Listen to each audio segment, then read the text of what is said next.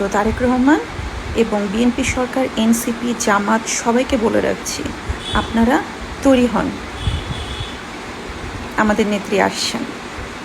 মাহিয়া মাহিয়ার একটা ভিডিও দেখলাম, সে বলছে যে এনসিপি বিএনপি আপনারা সবাই সতর্ক থাকুন, রেডি থাকুন, শেখ হাসিনা আসতেছে। তো আমার কথা হচ্ছে, হাসুয়াফা যদি বাংলাদেশে আসে তাহলে বিএনপি এবং এনসিপি রেডি থাকতে হবে কেন? মানে কেন রেডি থাকবে? এই রকম নতুন নতুন ভিডিও দেখতে চাইলে আমাদের চ্যানেলটিকে সাবস্ক্রাইব করুন। ভিডিও ভালো লাগলে লাইক দিন, যদি কোনো পরামর্শ থাকে অবশ্যই কমেন্ট করে জানাবেন এবং অন্যকে দেখার জন্য শেয়ার করুন।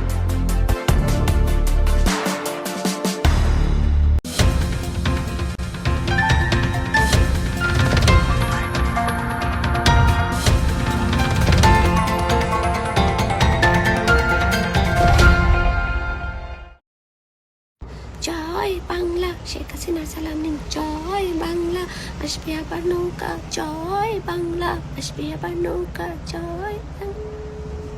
মানে আফা, যত গর্জে তত কি বর্ষে?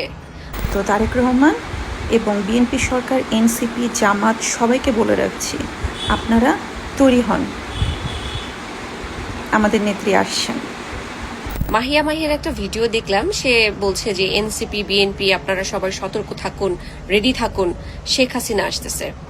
তো আমার কথা হচ্ছে, হাসুয়াফা যদি বাংলাদেশে আসে তাহলে বিএনপি এবং এনসিপি রেডি থাকতে হবে কেন? মানে কেন রেডি থাকবে? বেসিক্যালি তো রেডি থাকা উচিত আপনাদের, যারা হচ্ছে আপনারা আওয়ামী লীগ করেন।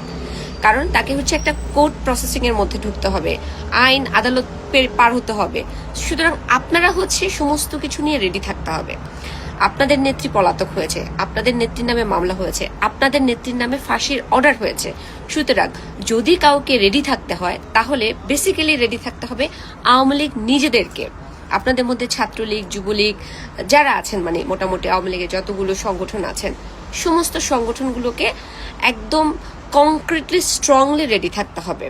তাকে রিসিভ করতে হবে, এই সমস্ত কিছু ফেস করতে হবে, প্রশ্নের উত্তর দিতে হবে, আদালত শেষ করতে হবে, বিচার শেষ করতে হবে। তারপরে না হচ্ছে সে দেশ চালাবে বা নেতৃত্ব দিবে বা যা কিছুই করবে, আপনাদের নিয়ে যা কিছুই ধরেন উন্মাদনা করবে, সমস্ত কিছুই হচ্ছে আফটার বিচার, তাই না? সুতরাং আপনারা রেডি থাকবেন। এনাদেরকে রেডি রাখতে বলছেন কেন? আপনাদের অনেক প্রিপারেশনের ব্যাপার আছে। দেখেন, আপনারা যে এই যে ইয়েতে এসে, অনলাইনে এসে যে ধরনের আমাদেরকে থ্রেট দেন যে এই হবে সেই হবে, হাসিনা আসবে, এই করে ফেলবে, সেই করে ফেলবে। আরে ভাই, আগে তো তাকে টেক কেয়ার করেন, আগে তো আপনাদের মধ্যে নেতৃত্বের যে বিষয়বস্তু সেগুলো আগে ধারণ করেন, তার কাছ থেকে একটা মাত্র বাক্য নেন যে বাক্যটা আপনাদের কোনো কাজে লাগবে। এখন পর্যন্ত ছাত্রলীগের কোনো ব্যবস্থা করতে পারে না, এখন পর্যন্ত যুবলীগের কোনো ব্যবস্থা করতে পারে না। সেই বৃদ্ধরা, সেই যাদের কারণে আজকে আপনাদের নেত্রী দেশ ছাড়া, তাদেরকে নিয়ে আপনাদের নেত্রী এখন পর্যন্ত চলতেছে। আপনাদের মধ্যে কোনো রিফরমেশন এখন পর্যন্ত তৈরি হয় নাই, আপনারা এখন পর্যন্ত নিজেদের মধ্যে কোনো পরিবর্তন ঘটাতে পারেন না। এখন পর্যন্ত আপনারা ফিল্ডে তেমন কোনো কিছু, মানে নেতিবাচক পজিটিভলি কোনো কিছু দেখাতে পারেন না যেটাতে দেশের মানুষ আপনাদের প্রতি আস্থা রাখতে পারে।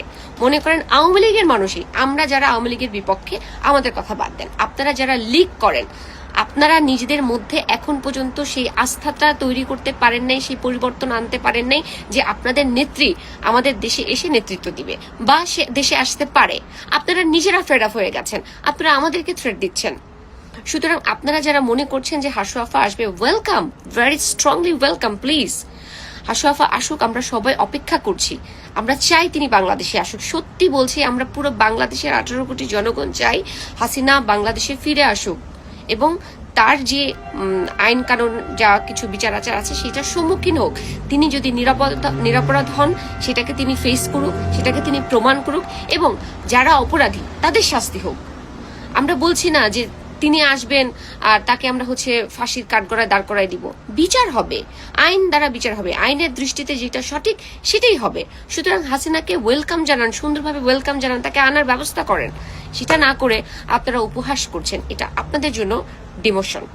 বুঝতে পেরেছেন?